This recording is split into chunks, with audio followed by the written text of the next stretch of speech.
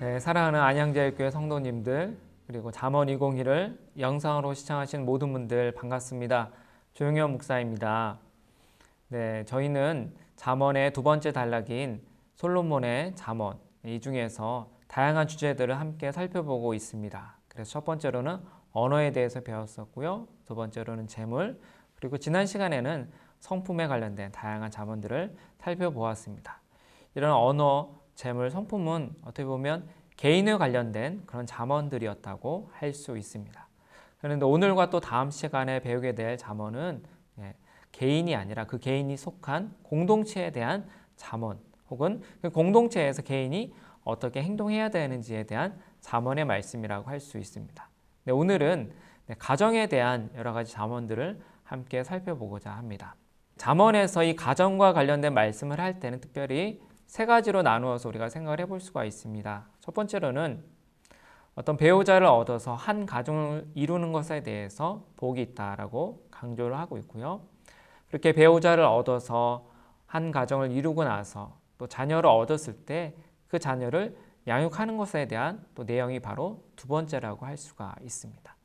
마지막 세 번째 내용으로는 그렇게 배우자와 또 자녀와 한 가정을 이루었을 때 가장 중요한 것이 무엇이냐? 그 가정이 화목하다는 것을 강조하고 있습니다.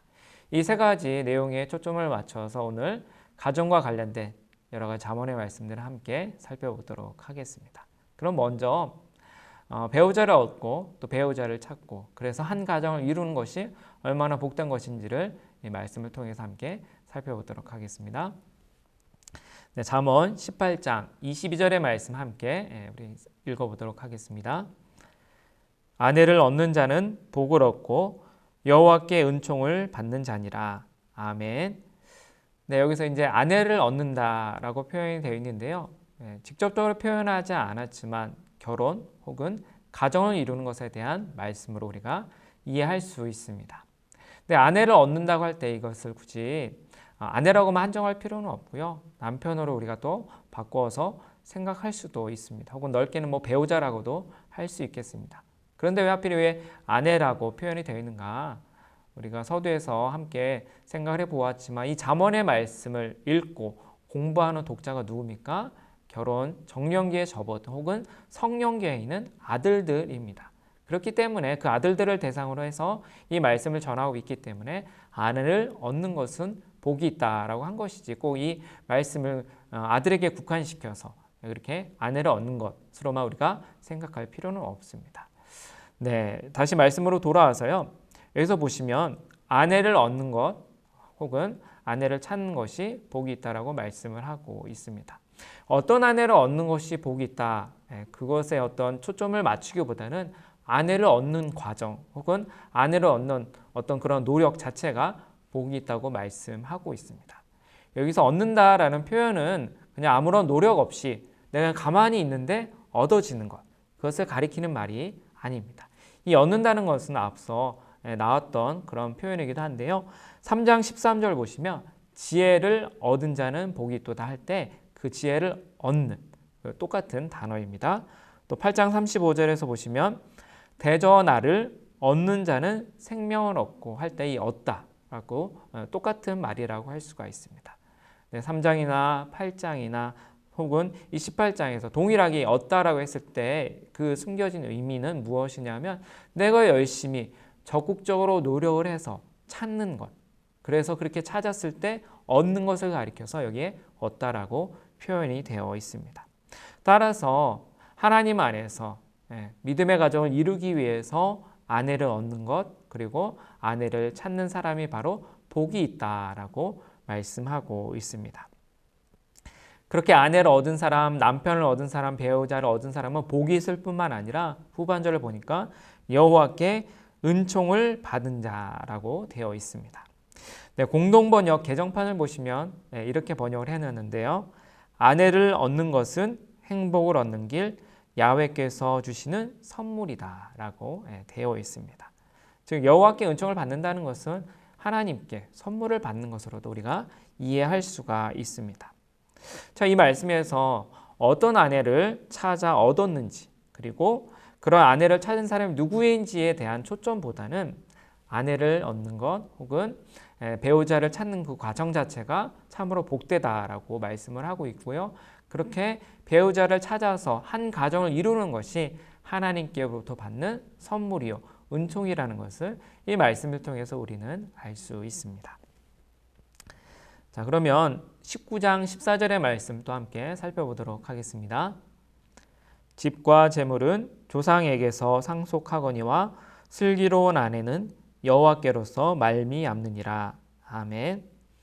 네, 여기서 한편으로는 집과 재물, 그 다음에 슬기로운 아내, 이 두 가지를 서로 비교를 하고 있습니다. 그래서 집과 재물, 돈이라는 것은 조상에게서, 즉 나의 부모님에게서 상속을 받는 것이라고 되어 있습니다. 물론 어떤 집이나 돈을 많이 모으거나 또 그것을 얻기 위해서는 우리가 노력을 해야 되기도 하지만 어떤 나의 부모님이, 나의 아버지나 어머니 혹은 나의 가문이 되도록 그렇게 부유한 집안이었다면 내가 특별히 노력을 하지 않아도 부모님의 집, 부모님의 재산을 내가 상속받을 수가 있는 것이죠. 그것이 나쁘다는 것이 아닙니다. 그런데 중요한 것은 후반절에 나오는 슬기로운 아내는 그렇게 내가 어떤 노력을 하지 않고 어떤 부모님에게서 내가 상속받을 수 있는 것이 아니라는 것입니다. 슬기로운 아내 혹은 슬기로운 남편, 슬기로운 배우자는 그렇게 부모님에게서 물려받는 것이 아니라 이 말씀에 따르면 여호와께로서 말미암느니라 라고 되어 있습니다. 좀 다른 표현을 하자면 슬기로운 아내를 하나님께서 주신다 혹은 슬기로운 남편을 하나님께서 주신다라고 우리가 이해할 수가 있습니다. 즉 집과 재물도 중요하지만 그러나 슬기로운 아내는 내가 부모님을 잘 만난다고 해서 얻을 수 있는 것이 아니라 내가 먼저 하나님을 경외하는 지혜를 가지고 있고 그렇게 하나님께 슬기로운 아내, 슬기로운 남편을 찾기 위해서 간구하고 노력하고 이렇게 기도했을 때 하나님께 주시는 선물이라는 것을 강조를 하고 있습니다. 여기서 슬기로운 아내 할 때 이 슬기라는 것은 어떻게 보면 통찰력 그리고 신중함을 뜻합니다. 통찰력이라는 것은 어떤 상황을 보고 꿰뚫어보는 능력이라고 할 수가 있죠. 신중하다는 것은 어떻게 보면 무턱대고 어떤 일을 하지 않고 행동을 하지 않고 한 번 더 생각하는, 어떻게 보면 그래서 슬기란 말은 지혜라고도 번역을 할 수가 있겠습니다. 그래서 이 슬기로운 아내, 지혜로운 아내는 하나님을 경외하기 때문에 또 하나님을 두려워하기 때문에 그렇기 때문에 슬기로운 아내, 슬기로운 남편을 하나님께서 주시는 선물이라는 것을 강조를 하고 있습니다.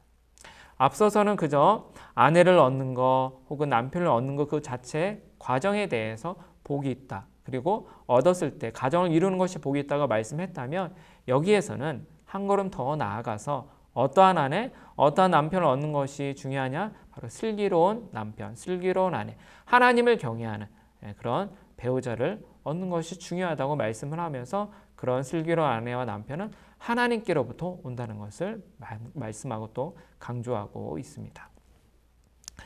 네, 이어서 12장 4절의 말씀도 함께 살펴보겠습니다. 어진 여인은 그 지아비의 면류관이나 욕을 끼치는 여인은 그 지아비의 뼈가 썩음 같게 하느니라. 아멘. 네, 여기서 두 여인을 비교하고 있습니다. 네, 한편으로는 어진 여인, 그리고 또 한편으로는 욕을 끼치는 여인이라고 되어 있습니다. 네, 어질다는 것은 우리 사전을 찾아보니까 마음이 너그럽고 슬기로워 덕행이 높다라는 것을 뜻합니다. 그런데 이제 재미있는 것은 이 어진 여인이라는 이 히브리어 단어가 우리가 이제 익숙한 표현이라고도 할 수가 있겠는데요. 31장 10절을 보시면 현숙한 여인이 나옵니다. 그 현숙한 여인하고 똑같은 히브리어 단어가 바로 여기에 사용된 어진 여인이라는 단어입니다. 그래서 둘 다 어진 여인, 현숙한 여인 해서 우리말 의미로 봤을 때는 어떤 마음 혹은 어떤 품행이 단정하다 그런 어떤 느낌을 우리가 받기가 쉬운데요. 엄밀히 따지자면 좀 더 직역을 하자면 능력 있는 여인 혹은 능력 있는 여성을 가리키는 말이라고 할 수가 있습니다. 그런 능력들은 어디서 비롯되느냐? 지혜 때문에. 하나님을 경외하는 지혜, 또 이웃을 사랑하고 공동체의 덕을 세우는 그런 의로움, 또 지혜 때문에 생기는 능력이라고 할 수가 있습니다. 그렇게 능력 있는 여인은, 어진 여인은 그 지아비, 남편의 면류관이라고 했습니다. 면류관이라는 것은 우리의 머리 쓰이는 왕관이라고 할 수가 있죠. 그런 면류관이나 왕관을 썼을 때 그 사람이 얼마나 고귀하다는 것을 나타내 주는 것처럼 그렇게 어질고 지혜 있고 능력 있는 여성은 자기의 남편을 높여주는 그런 사람이라고 말씀을 하고 있습니다. 그런데 반대로 욕을 끼치는 여인, 어질지 않고 지혜롭지 않은, 그래서 욕을 끼치는 그런 여인은 어떤 결과를 가져옵니까? 그 지압이, 즉 남편의 뼈가 썩음 같게 하느니라 라고 되어 있습니다. 좀 직역을 하자면 썩음이 뼈 안에 있다는 것입니다. 마치 암세포가 우리 몸에 있을 때 그 암세포가 정상적인 혹은 건강한 세포를 죽이고, 그래서 우리 몸에 암세포가 퍼져서 죽는 것처럼 마찬가지입니다. 그렇게 욕을 끼치는 여인 혹은 수치를 끼치는 여인, 지혜가 없기 때문에 어리석기 때문에 수치를 끼치는 여인은 남편의 뼈 속에 들어가서 그 뼈를 썩게 만드는, 뼈가 썩으면 어떻게 됩니까? 결국 멸망을 하게 되고 또 죽게 되죠. 그런 의미로 사용을 하고 있는 것입니다.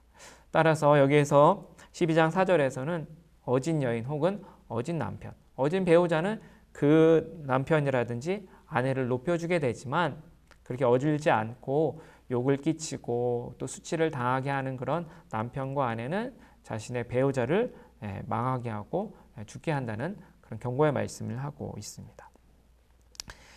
이어서 이 가정과 관련된 잠언의 두 번째 주제는 그렇게 아내를 얻고 남편을 얻고 한 가정을 이루고 그리고 그 남편과 아내 사이에서 자녀를 얻었을 때 그 자녀를 어떻게 양육하고 기를 것인지에 대한 주제의 말씀을 또 다루고 있습니다.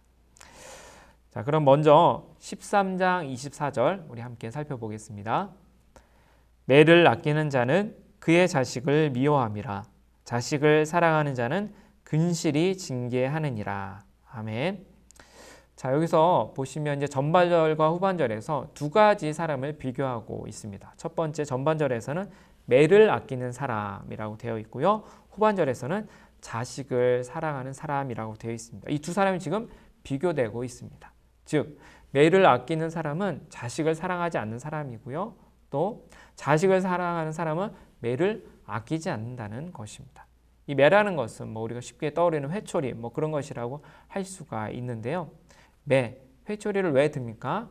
아이가 잘못했을 때 그 아이가 잘못한 것을 분명하게 알게 하고 똑같은 잘못, 똑같은 실수를 되풀이하지 않도록 가르치기 위해서 때로는 매를 들고 회초리를 들지 않습니까? 네, 잠언에서 이렇게 매라는 것은 어떤 자녀를 훈육하고 징계하기 위해서 또 견책하기 위해서 사용하는 수단으로서 많이 또 자주 사용되고 있습니다.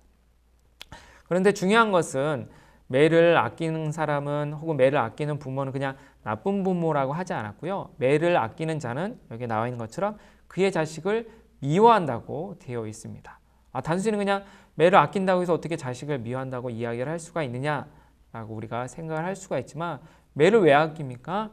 자녀에게 관심이 없기 때문에 혹은 자녀가 잘 되든 잘못되지 않든 나는 상관이 없다. 방관하는 태도로 매를 아끼다 보면 자식의 인생을 망치게 될 수밖에 없는 것이죠. 그렇기 때문에 그렇게 자식을 망치는 사람은 자식을 미워하는 부모라고 말씀을 하고 있는 것입니다. 반대로 후반절을 보시면 자식을 사랑하면 어떻게 됩니까? 근실히 징계한다고 말씀을 하고 있습니다. 근실이라는 것은 부지런하게 또 진실하게 한다는 것입니다.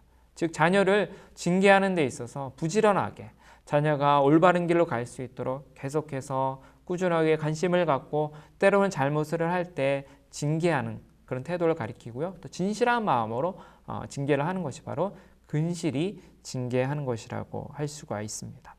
따라서 이렇게 근실히 자녀를 징계하는 부모는 그 자녀를 전심으로 정말로 마음을 다해서 사랑하는 것이라고 우리가 이해할 수 있습니다.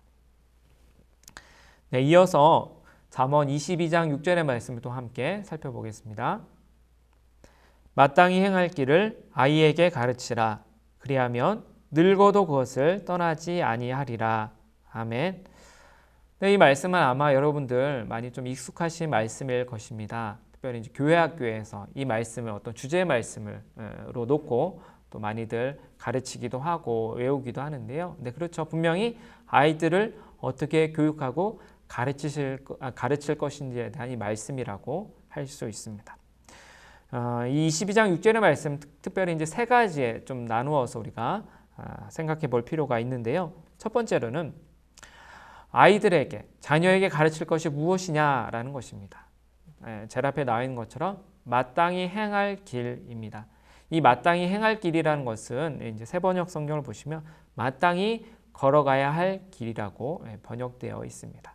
즉 어떤 아이가 있어서 어떤 자녀가 인생을 살아가는 데 있어서 마땅하게 사람이라면 하나님의 자녀라면 마땅히 걸어가야 되고 살아야 될 그 길을 그 아이에게 자녀에게 가르쳐야 된다는 것입니다. 그렇다면 우리의 아이들이 우리의 자녀가 마땅히 행할 길 걸어가야 할 길이 어떤 길입니까? 지혜로운 길, 의로운 길, 하나님을 경외하는 길, 이웃을 사랑하고 자기가 속한 공동체의 덕을 세우는 길. 그것이 바로 우리가 아이들에게 마땅히 반드시 가르치고 또 그들을 훈련시켜야 될 길이라고 할 수가 있습니다. 자, 두 번째 우리가 생각해 볼 것은 누구에게 가르치냐라는 것입니다. 이 마땅한 길, 마땅히 행해야 될 길을 누구에게 가르치라고 말씀합니까? 아이에게 가르치라라고 되어 있습니다. 우리가 이제 흔히 아이라고 하면 보통 어린이라고 생각을 하기가 쉽죠. 그래서 뭐 초등학생들 정도 혹은 뭐 유치원생들 정도로 생각하기가 쉬운데, 네, 히브리어에서 이 아이를 가리키는 이 단어는 갓난아기부터 그 다음에 어떤 어린이, 청소년, 그리고는 청년, 결혼 적령기에 접어든 어떤 성인에게 이르기까지 굉장히 다양한 연령대를 포함하는 단어가 바로 이 아이를 가리키는 히브리어 단어입니다. 따라서 마땅히 행할 길을 누구에게 가르쳐야 됩니까? 그저 나의 말을 알아들을 수 있는 뭐 어린이라든지 혹은 청소년의 자녀에게만 가르쳐야 되는 것이 아닙니다. 가난하기, 어리다고 해서 이해하지 못한다고 해서 그 아이에게 가르침 혹은 교육을 게을리한다면 그것은 이 말씀을 지키지 않는 사람이라고 할 수가 있겠죠. 가난하기, 아무리 어리든 아무리 이해하지 못한다 할지라도 마땅히 행할 길 말씀을 아이에게 가르치라는 뜻입니다. 또한 청년이라든지 성인에 접어든 그런 자녀들이 이제는 더 이상 부모의 어떤 가르침이나 교육이 필요 없다고 생각하기 때문에 그 자녀들에게 더 이상 말씀을 가르치지 않는 것, 그건 역시 이 말씀에서 어긋나는 그런 부모의 어떤 무책임한 태도, 행동이라고 할 수가 있습니다. 아무리 나이가 들었어도 아무리 머릿속에 지식이 많고 경험이 쌓였다 할지라도 부모라면 이 자녀를 평생토록 마땅히 행할 길, 마땅히 걸어가야 될 길을 가르치라는 하나님의 말씀입니다. 네, 세 번째로는 가르치라라는 것입니다. 이 가르치다라는 것은 실제로 어떤 내용을 가르치고 또 뭐 알려주다라는 뜻도 있지만 또 한편으로는 어떤 집이라든지 성전을 하나님께 봉헌하다라는 뜻도 있습니다. 봉헌한다는 것은 그만큼 나의 마음을 다해서 헌신하여서 드린다는 뜻이 있는 것이죠. 그래서 조금 더 의역을 하자면 마땅히 행할 길을 아이에게 가르치는데 너의 삶을, 너의 모든 것을 헌신하라라는 뜻입니다.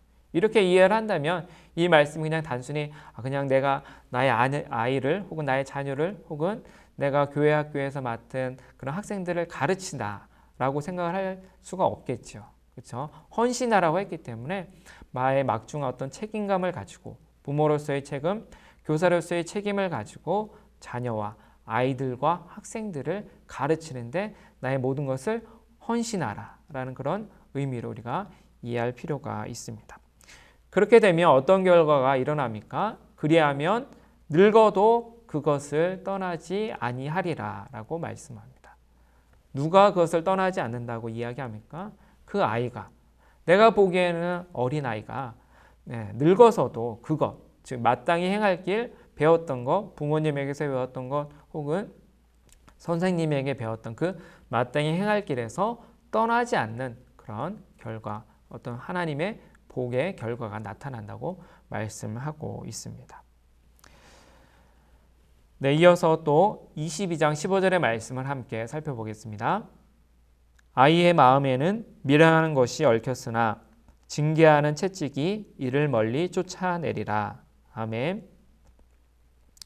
자, 여기 보시면 아이의 마음에 어떤 것이 얽혀 있다고 이야기를 합니까? 미련한 것이 얽혀 있다고 말씀을 하고 있습니다. 그래서 미련한 것은 단순히 어리석은 것이 아니라 어떻게 보면 불법을 행하고 싶어하고 변화되기를 싫어하는 그런 어떻게 보면 성향을 가리킨다고 할 수가 있습니다.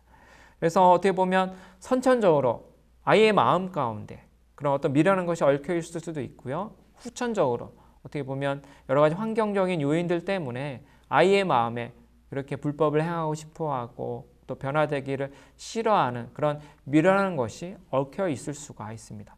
선천적이든 후천적이든 중요한 것은 아이의 마음 가운데 그렇게 미련한 것이 얽혀 있을 때 부모가 교사가 해야 될 역할은 무엇입니까? 여기 나와 있는 것처럼 징계하는 채찍이 이를 멀리 쫓아내리라. 이 말씀을 기억하면서 그 아이를 근실히 또 혹은 열심히 징계해야 된다는 것입니다. 우리가 이제 채찍에 초점을 맞추기가 쉬운데 채찍 그 어떤 수단에 맞추는 초점을 맞추는 것이 중요한 것이 아니라 채찍이나 매를 통해서 아이를 올바른 길로 인도하고 싶은 또 그를 열심히 어떻게 보면 올바른 길 인도하려는 부모라든지 교사의 노력, 사랑을 이 말씀에서 우리가 기억할 수가 있는 것입니다. 그렇게 근실하게 징계하고 견책하고 조언을 해주고 그 아이를 인도한다면 그 아이 마음가운데 비록 미련한 것이 얽혀 있고 지금 당장 봤을 때는 이 아이가 정말로 변화될까? 성숙할 수 있을까? 의심이 된다 할지라도 결국은 그 징계의 채찍이 징계의 말씀, 훈계의 말씀이 그것을 미련한 것을 쫓아낸다고 약속하고 있습니다. 네, 그러면 오늘의 암송 구절을 함께 암송해 보도록 할 텐데요. 우리 방금 전에 보았던 잠언 22장 6절의 말씀이 바로 오늘의 암송 구절입니다. 함께 먼저 말씀을 읽어보도록 하겠습니다. 마땅히 행할 길을 아이에게 가르치라. 그리하면 늙어도 그것을 떠나지 아니하리라. 잠언 22장 6절 말씀. 아멘. 네, 이 시간 저를 보면서 함께 암송해 보도록 하겠습니다. 마땅히 행할 길을 아이에게 가르치라. 그리하면 늙어도 그것을 떠나지 아니하리라. 잠언 22장 6절 말씀. 아멘. 네, 가정과 관련된 마지막 잠언의 주제는 화목입니다. 네, 어떻게 보면 배우자를 얻어서 한 가정을 이루는 것 자체가 하나님이 귀한 복이라는 것을 우리가 배웠고요.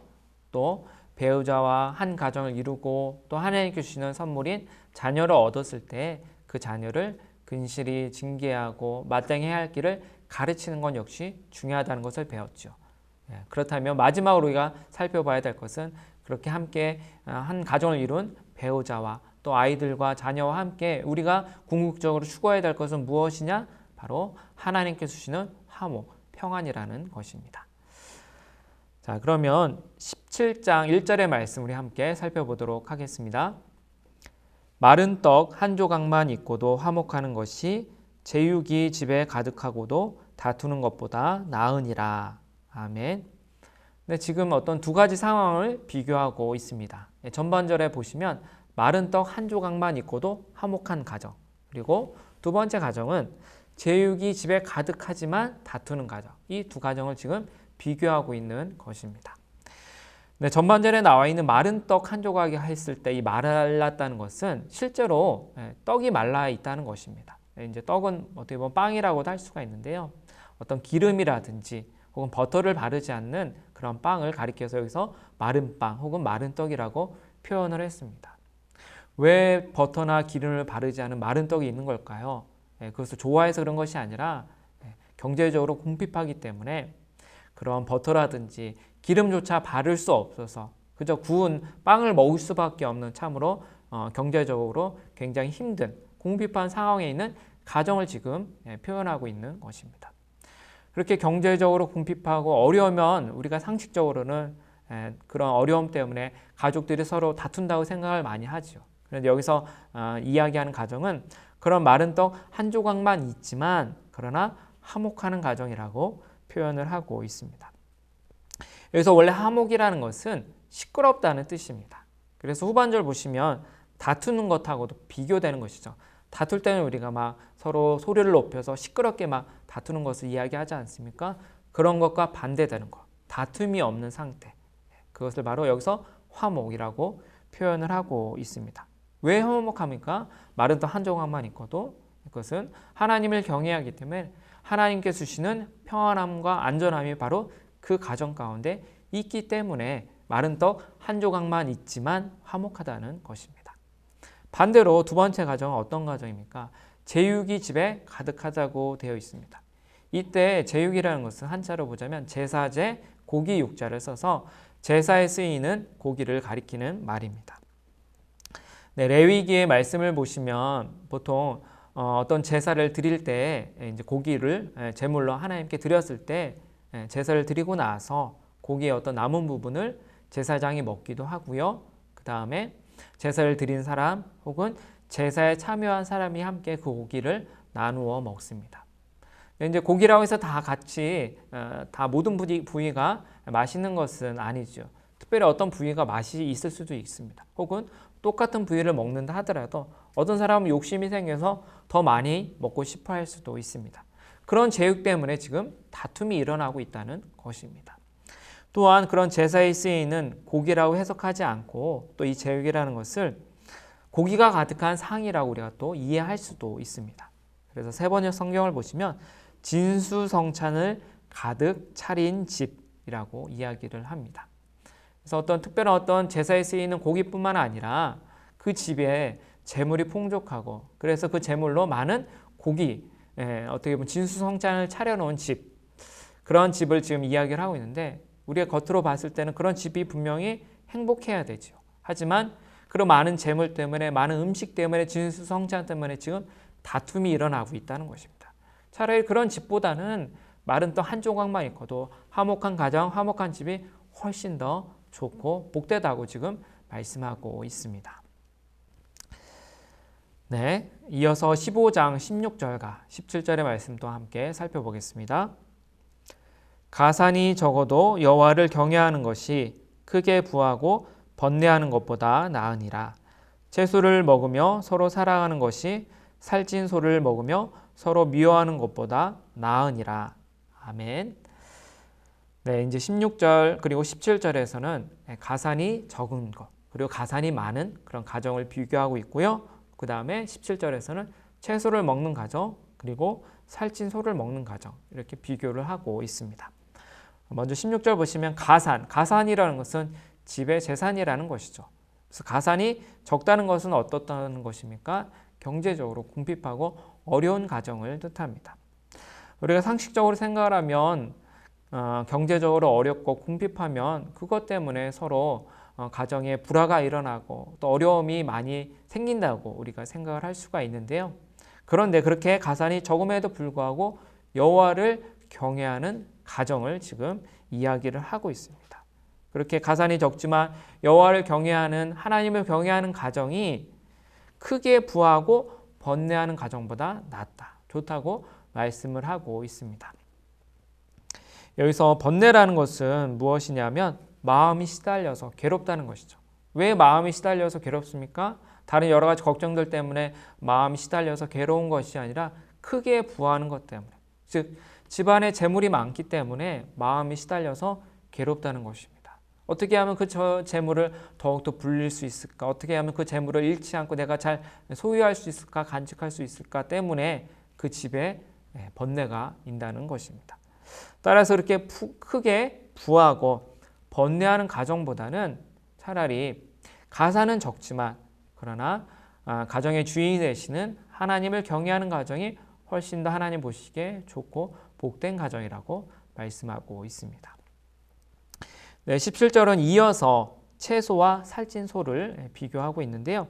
채소만 먹는다는 것은 채식주의자가 아니라 돈이 없기 때문에 경제적으로 궁핍하기 때문에 채소를 먹을 수밖에 없다는 것입니다. 그런데 그렇게 궁핍하고 채소를 먹을 수밖에 없는 그런 어려운 상황 가운데 있지만 그 가운데 속에서도 서로를 사랑하는 가정이 있습니다. 또 한편의 가정은 어떤 가정입니까? 살찐 소를 먹는 가정입니다. 제육이 가득하다고 하지 않았고요. 살찐 소를 먹는다고 되어 있습니다. 살찐 소 얼마나 비쌉니까? 오늘날에도 굉장히 비싸지요. 그런 살찐 소를 가지고 있고 살찐 소를 먹을 만큼 이 가정은 경제적으로 풍부하고 재물이 풍부한 가정입니다. 그런데 이 가정에 문제가 있습니다. 왜 그렇습니까? 그 살찐 소 때문에 더 많이 먹고 싶고 또 많은 것을 차지하기 위해서 서로 부모가 또 자녀를 미워하기도 하고 또 남편이 아내를 미워하기도 하고 또 자녀가 부모를 미워하는 참으로 그런 안타까운 상황 가운데 있다는 것입니다. 따라서 그렇게 살찐소 때문에 서로를 미워하는 가정보다는 채소만 먹는다 할지라도 서로를 사랑하는 가정, 또 앞서 이야기를 하자면 하나님을 경외하는 가정이 훨씬 더 좋다고 이 말씀을 통해서 우리가 알 수가 있습니다. 네, 이 강의를 들으시는 여러분들의 가정의 상태는 또 상황은 또 어떻습니까? 우리가 이 세상에서 살면서 누구나 다 꿈꾸는 것은 어떤 경제적인 어려움 없이 또 물질에 대한 어려움 없이 걱정 없이 살기를 바랄 것입니다. 그런데 그렇게 물질이 풍부해졌을 때, 재물이 풍부해졌을 때 사람은 그것을 더 차지하고 싶어서 때로는 다른 사람이 아니라 나의 부모님을 혹은 나의 자녀를 미워하고 그 사람을 제껴서라도 내가 더 많은 재물과 또 더 많은 돈을 차지하고 싶어하는 것이 우리 인간의 본성입니다. 따라서 현재는 어떤 재물이 적고 또 혹은 채소만 먹고 말은 또 한 조각만 있어서 우리 가정이 정말로 궁핍해서 힘들고 어렵다 할지라도 그러나 우리 그 가정이 하나님을 바라보면서 하나님을 경외하고 비록 채소를 먹는다 할지라도 서로를 따뜻하게 격려하고 서로를 사랑하는 가정이라면 하나님께서 보시기에 여러분의 가정은 복되고 하나님께서 기뻐하시는 가정이라는 것을 꼭 기억하시기를 바랍니다. 네, 이번 시간에 저희는 이 가정과 관련된 여러 가지 잠언들을 함께 살펴보았는데요. 오늘 배웠던 것을 함께 복습해 보도록 하겠습니다. 네, 먼저는 가정을 이루기 위해서 배우자를 적극적으로 찾는 사람이 복이 있다고 말씀했습니다. 특별히 어떤 배우자를 우리가 찾아야 됩니까? 슬기로운 배우자를 찾아야 되는데 그 슬기로운 배우자는 하나님께로부터 온다는 사실을 우리가 배웠고요. 또 어진 배우자, 또 능력 있는 배우자는 자기의 남편과 아내를 높이는 사람이라는 사실을 배웠습니다. 네, 두 번째로 자녀를 훈계하기를 싫어하는 부모는 자기의 부모로서의 책임을 다하지 않기 때문에 자녀를 싫어하는 것이라고 강조했습니다. 반대로 자녀를 근실히 징계하는 부모는 자녀를 사랑하는 것이라고 우리가 함께 살펴보았습니다. 세 번째로 부모가 자녀를 혹은 선생님이 어떤 학생들을 양육하고 또 교육하는 데 있어서 마땅히 행할 길을 아이에게 가르치는 데 헌신하라고 우리가 배웠습니다. 그렇게 헌신할 때 자녀가 학생이 늙어서도 그 마땅히 행할 길에서 떠나지 않는다는 하나님의 약속을 배웠습니다. 마지막으로 경제적으로 궁핍한 상황에 있다 하더라도 서로를 사랑하는 가정이 경제적인 풍요 때문에 서로를 미워하는 가정보다 훨씬 더 낫고 하나님께서 기뻐하시는 가정이라는 사실을 우리 함께 살펴보았습니다. 네, 오늘도 수고 많으셨고요. 그러면 함께 기도하면서 오늘 강의를 마치도록 하겠습니다. 사랑의 하나님, 슬기롭고 어진 아내와 남편이 되게 하여 주옵소서. 자녀를 근실히 징계함으로 사랑하게 하시고 자녀에게 마땅히 행할 길을 가르치는 부모가 되게 하소서. 우리 가정에 하나님께서 주시는 사랑과 화목이 넘치게 하소서. 예수 그리스도의 이름으로 기도드립니다. 아멘.